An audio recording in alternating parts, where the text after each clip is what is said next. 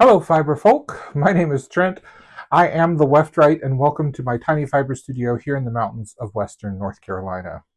I hope you've had a wonderful holiday season. It's not quite over for me yet. I celebrate until the Feast of the Epiphany, January 6th. Thus far, I've had a wonderful time visiting with friends and family, and I am excited about starting a new semester. Of course, it's going to mean that I'll be very busy and it'll be hard to publish videos, but that's fine.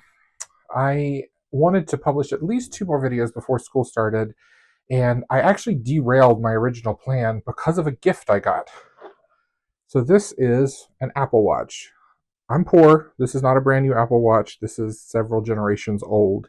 But I've been having some heart tachycardia events, and I want to monitor that and also monitor my sleep. So this was a good gift. But the issue is the Apple themselves don't make a watch band that's large enough for me. My wrist is about 10 and a half inches around, and they just don't make one that's large enough. And I bought this watch band, which is a rubberized plastic watch band, and it was still too small, even though it said it was going to be big enough. So I punched one hole in it just to make it a little bit bigger. But even so, I'm getting a lot of irritation. If you look at this picture, you can see my wrist is getting irritated, and it's been very difficult to wear the watch. So I looked around and I finally found a company that made a watch band my size, and it was out of nylon webbing. And I said, why buy one out of nylon webbing when I literally can make webbing? I can make tape with my Inkle Loom or with card weaving. So I got the inspiration to try to make my own Apple Watch band. The thing that really makes it possible is, of course, to get the ends that clip onto the Apple Watch band, and I was able to find those on Amazon. Actually, I'll link down below. They have it in 2 different sizes, depending on the size of your Apple Watch. It's made by a company called Happy Sen. It's their watch band brackets, and it comes in a variety of colors to match the different metals that the Apple Watch comes in. My Apple Watch is in Starlight, which is a warm silvery kind of color. And let me see if I can get this open. Yeah, they're really. The only reason I know that they're going to work is because I accidentally bought the smaller size, the size that I didn't need. So I've already investigated them a little bit. But they come well packed in several little bags, and it's the perfect end for what you need. So here's the Starlight. And I'll show a close-up of that in just a little bit. And it basically just has a channel that you can run tape through, or an Inkle band through. So what's the process? I've never done a video on Inkle weaving before, so I'm going to guide you through that a little bit today. But some considerations, first and foremost, is the materials that you're going to use. So just because I know cotton is a very comfortable, sturdy, and non-reactive fabric that's very soft, I've decided to make my watch band out of cotton. I could have used 8/4 cotton or crochet cotton, which I know is very popular with Inkle weavers, but I wanted a band that was going to be thin enough that would easily go through the slot of these watch band ends. And so I've decided to use 8/2, and I've woven a lot of 8/2 bands. This is an 8/2 cotton band that I wove this past summer when my back was hurting and I couldn't get to my regular loom. But I'm very happy I have this scrap of band left, Inkle band left, because it helped me determine my width. This band was 43 threads wide, which gave me, I'm going to use centimeters because they're more accurate for this, which gave me 17 millimeters. So I know that 43 threads and 8/2 cotton will give me 17 millimeters. And what I need for this band size is, I'm going to leave a little room. I need, let's say, 25 millimeters, which 25 millimeters is almost exactly 1 inch. So that's an easy way to remember. So I need to calculate the ratio of how many threads that I need to make my watch band. So I'm not a whiz at math. You could cross multiply, which is fine, and I can do that pretty effectively, but you can also just go online and find a ratio calculator. I'm going to do calculator.net because I trust calculator.net, and I'm going to see, I need, if A is 43 threads and it is 17 millimeters wide, then I'm going to need 25 millimeters wide. So the blank space I need is how many threads. I'm going to hit calculate. And this is saying that I need 63 threads to get 25 inches. I need to go ahead and plan my band for 63 inches. So let's take a look at how I plan an Inkle band. Inkle Loom pattern generator, and I'm trying to remember which one I used. Probably is this first one. Yeah, so I'm going to go in and enter 63. And now it's time to start adding my colors. Now the colors I'm using are traditional colors that I really love in menswear, and that is navy, burgundy, and accents of white. Now for my purposes, um, I want to make sure that I have the darker colors on the outside edge of the band, because I imagine that's going to get sweaty and dirty a little bit quicker. So I'm going to focus those on the outside edge. First of all, let's just go ahead and add the colors. There we go. 1, 2, 3, 4, 5, 6. Oh, that's not what I want. That was the sixth one.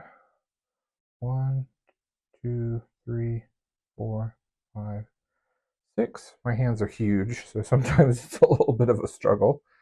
Let's go back into white now. So that'll be that one, white. 1. Let's do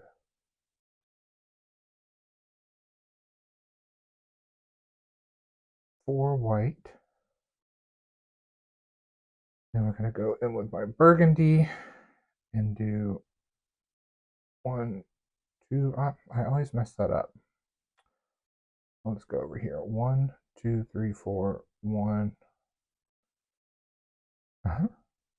It's so hard when your fingers are large. You know what? Let's just investigate that. Maybe we'll like that.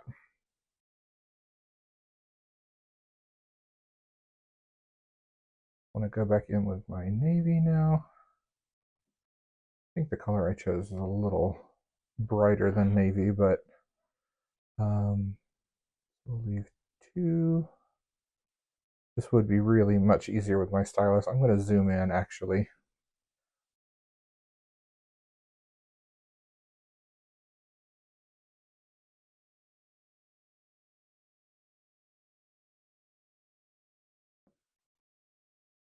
I'm going to keep this pattern fairly simple. I don't necessarily want a lot of complicated patterning. I'm going to go ahead and fill that in for 5 threads. Then let's go back in with the white. We're going to do, let me think about this. With burgundy, we're going to go with white. No, I don't want that. I wanted it there.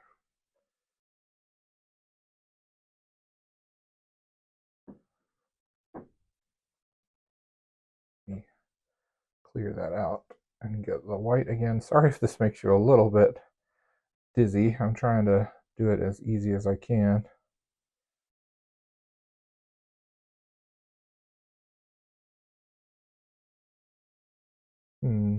Actually,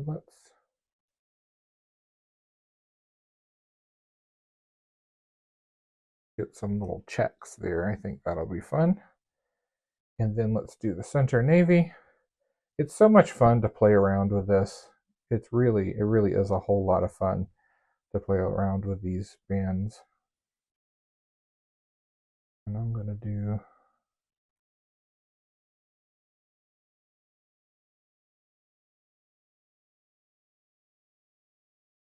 I think that'll do it. Mainly navy and white, kind of nautical colors with a little bit of burgundy, traditional menswear. And down here is your pattern. You can save the pattern or you can print it. I am going to save it. Save it in my files. And then I also like to take a screenshot, but I'm screen recording right now, so there's no harm in that. So now I'm ready to warp up my Inkle Loom. In my move, I have lost the heddles that I had for my Inkle Loom, so I'm going to show you how I make heddles for an Inkle Loom. So every Inkle Loom is different. This Inkle Loom is not from one of the major manufacturers. This was made by, handmade by an Etsy seller. This was bought for me by Corey for my birthday a few years ago when I was having a lot of trouble using the floor loom because of my back. And as such, it doesn't have a recipe necessarily for how you need to make your heddles.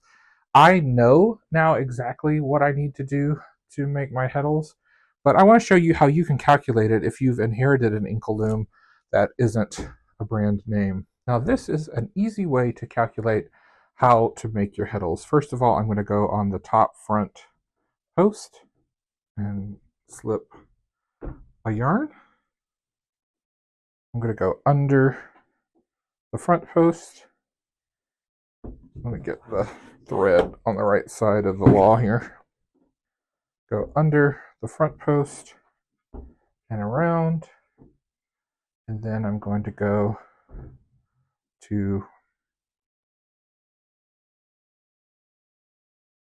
the front post again and wrap it around a few times. What I need to do now is calculate what size heddle measured from this post to this line will draw this thread down, because this is going to raise and lower to create our shed. So you could measure this, but what I like to do is just take a piece of whatever your heddle material is. I like using seine twine because it's super sturdy, and I'm going to fold it in half and fold it around.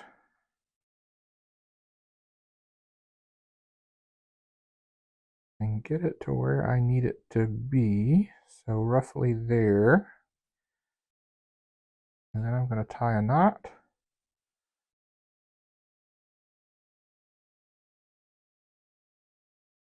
And I'm going to hope this works, because sometimes in the tying of the knot you get it a little off.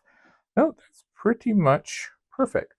So you could create a board with two nails in it that's this distance apart and create your heddles, but most looms, most Inkle looms, have a way of creating your heddles using the pegs themselves. So I have found that if I skip this bottom peg and I go to the second peg and I tie it around the top peg, this is the perfect size of heddle for me. So I'm going to create a bunch of heddles. I don't need the full 63 because only every other thread gets a heddle.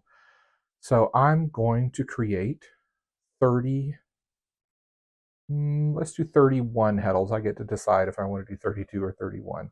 Let's do 31 heddles.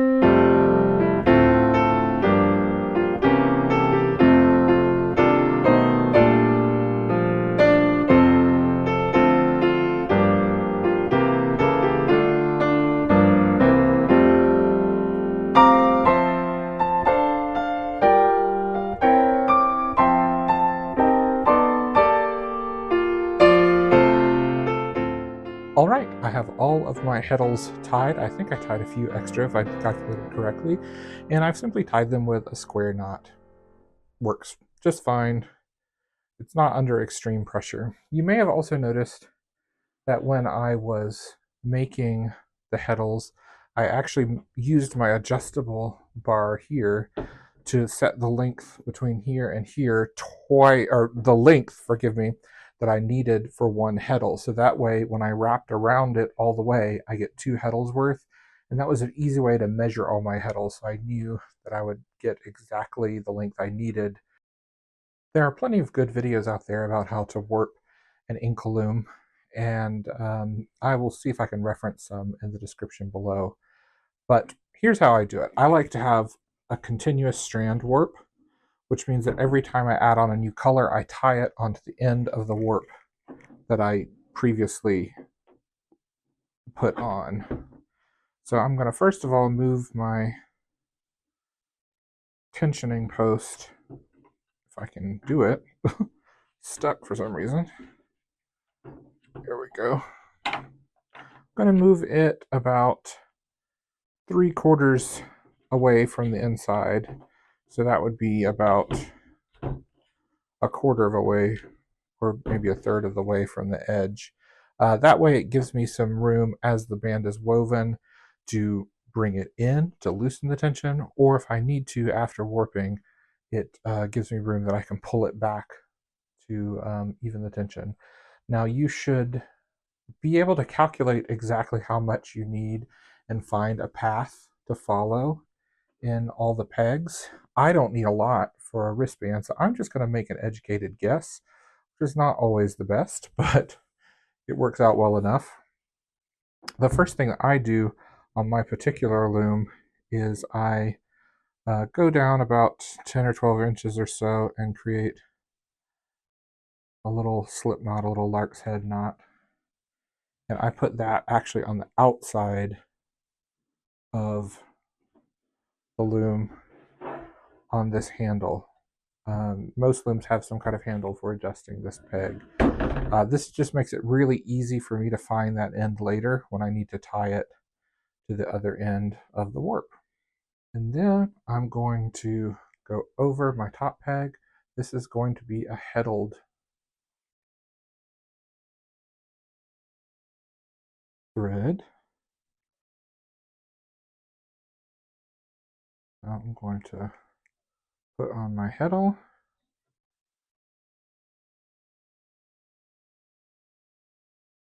Then I'm going to invent a path.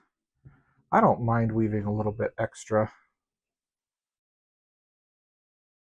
I think it's fun to inkle weave. I'm going to weave a little bit more than what I need. And I'm looking at my pattern and it shows that I need 1, 2, 3, 4, 5, 6 threads in navy. I'm going to push all these back.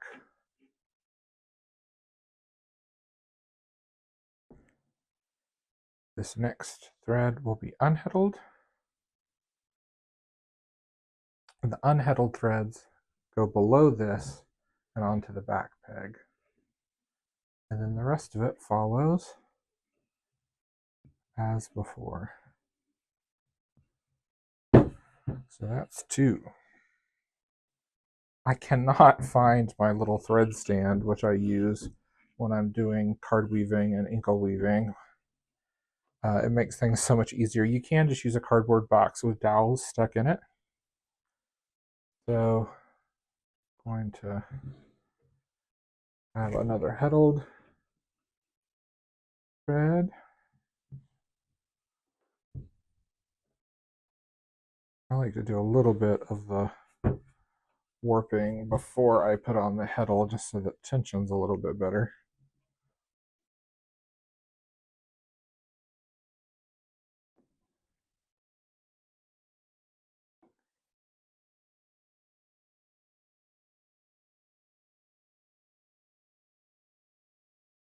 And all those tension issues will be remedied once we tension the front peg. It also gets easier to warp the further along you are. It says unheddled, that's our number 4. Oh, unheddled needs to go below. It's good to check your work periodically, because there's nothing more frustrating than getting to the end of a warp and finding a mistake, though it's not impossible to fix with these looped heddles. Some people like to create the yarn going through. So as opposed to what I'm doing, where here's the warp end and this gets laid over it, and that's what heddles it. Some people like to create a heddle that goes through the loop, and these are very difficult to fix. So that's why I like using this method. Alrighty, that's number 4. Here is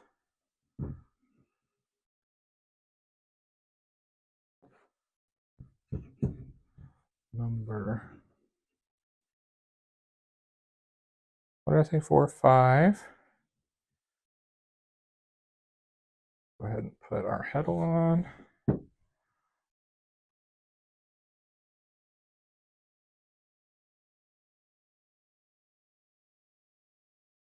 And our last one will be 6. 1, 2, 3, 4, 5, 6. Excellent. Keep pushing these back so that our tension is even. Want them spaced fairly close together because when they're woven, there's no reed to keep the threads separated. We want to make sure that they are all compact, nice and tight, because this is a warp-faced weave. All right, I'm going to get around to the front, and now I'm going to cut. Let's see, what's my next color? I think it's white. Yep, it's 4 white, so I'm going to leave a little excess and cut. And then my first white one will be a heddled. And the heddled or not heddled is indicated. I mean, obviously it's every other one because we're doing plain weave, but it's also indicated on the chart that you created, the pattern that you created earlier. And if it has a little dot above it, it means that it is heddled. So I'm going to tie on the front here.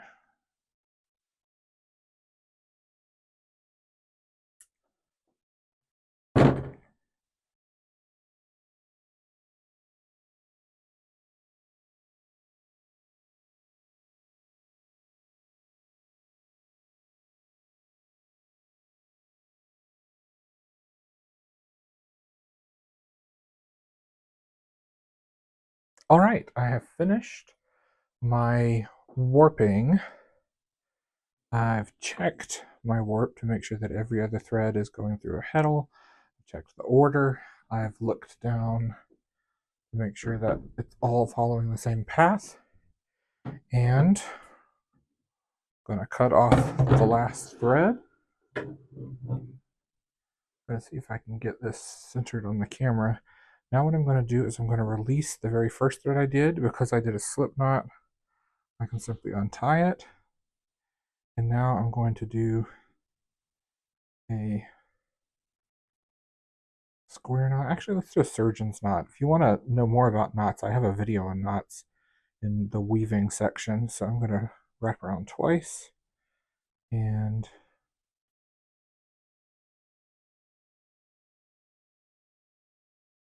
wrap around once. My fingers are fumbly today.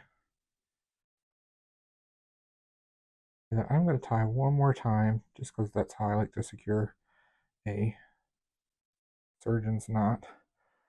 All right, so I'm going to cut that off. And now this is one continuous loop of thread, which I find the easiest to tension and maintain. So I'm actually going to loosen this wing nut. I'm going to pull my yarns tight.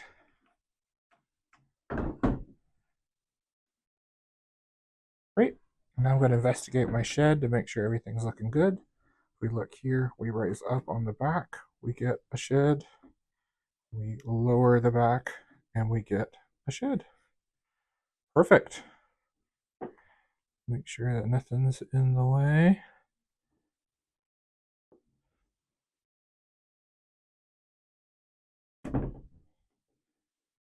Yep, looks great. I'm going to once again just make sure all my yarns are compact together. and it's time to wind my shuttle. So when I'm weaving on this loom came with this beautiful oil finished belt shuttle, and this is the kind of shuttle you want because it's thin and it has a sharp but not so sharp that it'll cut edge, so they can pack in really tightly. Because I use navy threads on the edges, I'm going to want to use navy threads in in my shuttle. So it's got a little notch right here. I'm going to just start my yarn by putting it in that notch. And then you watch my video on winding bobbins. We wound stick shuttles in that video, and I'm going to wind it the same way. I'm always going to come from underneath and go over and do the same, and that's going to crisscross it, which will allow me to have a lot more thread on here without building up the thickness of the shuttle too much. It's pretty easy to join on a new piece of yarn, but when you're weaving with 8-2, it's also really easy to put a lot of 8-2 cotton yarn on this shuttle without it feeling too bulky. So go ahead and load it up. 8-2 yarn's cheap. If I waste a couple of yards, I'm not going to cry about it. I'm going to always use it for tying off warps when I'm warping on the warping mill. Lots of uses for leftover yarn. All right, I'm going to call it enough. Clip that. We're ready to weave. So there are lots of fancy ways to start your weaving. I'm not really going to go over any of those ways to start the ends of your bands, because I know that I'm going to cut and sew this band anyway, so it doesn't matter what the beginning of this looks like. So let's zoom in a little bit. So we just have to decide an up shed or a down shed. I like the up shed with my left hand, so I'm going to raise that up, put my shuttle through.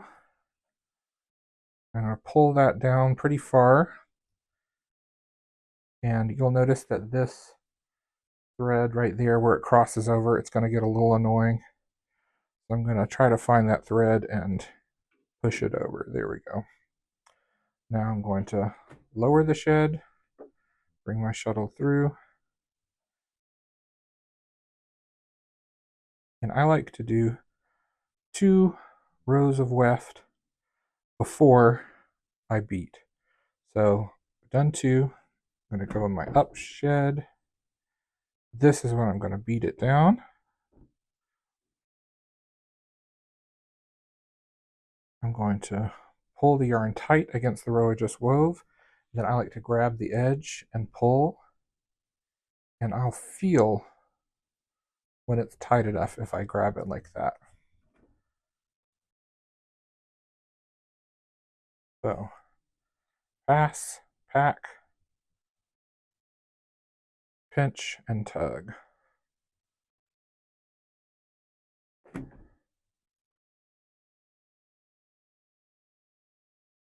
Essentially, we're beating the row we put in before. Once again, this is not primarily a video about how to inkle weave. This is in context of building my watch band, but I hope I give you enough inspiration that if you want to try inkle weaving, you feel like you have some of the basics. So there are only 2 sheds, plain weave, and you want to work on an even beat and pulling in your yarn. I would say you need to weave at least 4 or 5 inches before you even establish the right width.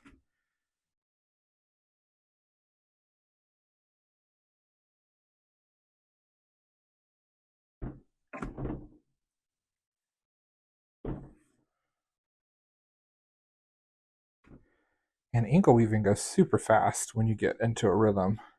I actually may have this warp tensioned a little too tightly.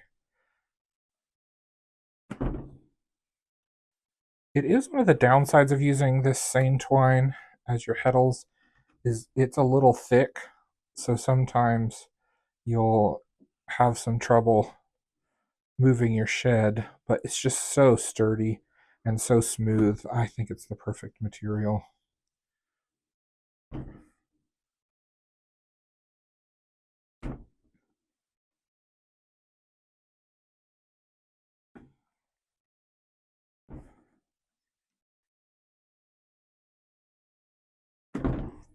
So I am now weaving so close to the heddles that it's a little bit challenging to get the shuttle in. So I'm going to loosen the tension. Then I'm going to pull the band forward. I'll push the heddles back as I go.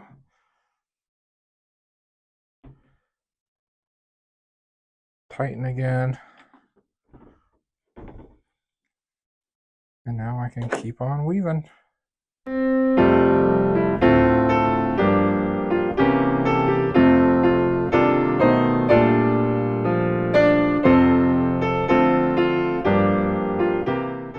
it's a beautiful snowy day. It's a great day to be weaving inside. If it was a little bit nicer, I might turn on the patio heater and weave outside because I've got some comfy seating outside, but unfortunately it's so windy and snowy, I don't think it would be very fun even with the patio heater on. So I'm content to sit here by the fireplace and just weave. Should old acquaintance be forgot and never brought to mind? Should old acquaintance be forgot and days of auld lang syne? For auld lang syne, my dear, for auld lang syne, we'll take a cup of kindness yet for days of auld lang syne.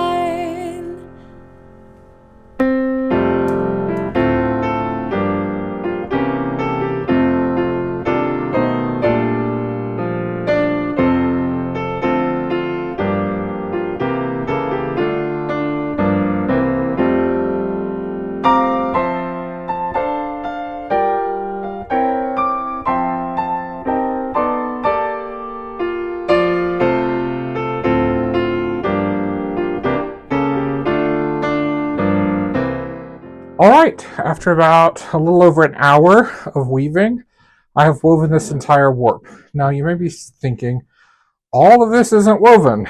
Well, that is the loom waste that is inherent from an Inkle Loom. So from the point where the heddled yarns and the unheddled yarns meet on this back peg, you can't really weave any further than that. So this area is going to be wasted. So take that into account when you're weaving anything, but especially when you're weaving this wristband or watch band. Though honestly, as you see, I've gotten more than enough because it really doesn't take much more time to warp a long amount than it does a short amount.